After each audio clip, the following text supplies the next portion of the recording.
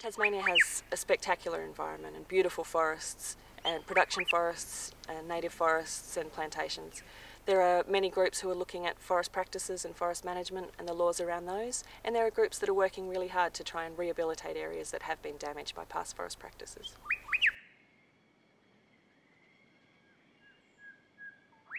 The objective of our group is basically to be advocates for the natural environment in North East Tasmania. Obviously part of that means understanding environmental law and being able to access the EDO to get advice on that's critical in terms of us being able to be effective and knowing where we stand. Probably the majority of people aren't necessarily involved in environmental law or planning. They probably don't realise just how critical environmental law's role is in actually ensuring that laws are enforced and that there's advocacy for laws to be maintained or improved. With this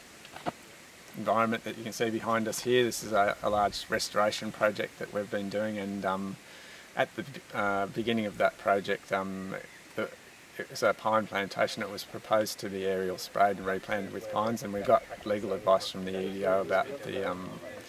what that meant legally, and that actually we passed that on to the company that was managing the land, and that helped us to get a foot in the door in terms of being able to negotiate with them about restoring it back to native forest. And since then we've actually managed to get to a situation now where we've restored about 400 hectares of plantation back to native forest, and that probably would have been a lot more difficult if we hadn't have been able to access that legal advice and give it to the company to consider. At the moment we have 18 paid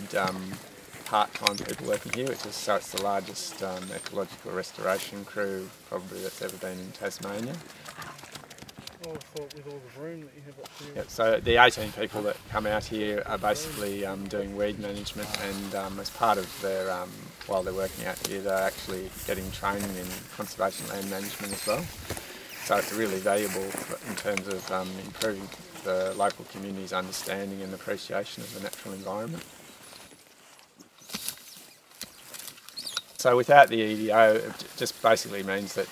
most individuals and community groups won't be able to participate in decision-making processes to do with planning or the environment, because they just won't have the money to be able to do it, or be able to access advice even about how to go about it. So it actually would be